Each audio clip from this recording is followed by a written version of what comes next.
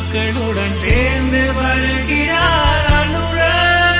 இன்று முழு நாடும் ஒரு குழுவாகும் சுபவேளையில் நாடு அனுரா.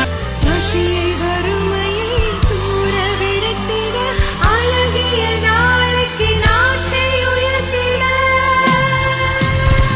இன்று முழு நாடும் ஒரு குழுவாகும் சுபவேளையில் நாடு அனுரவிடம்.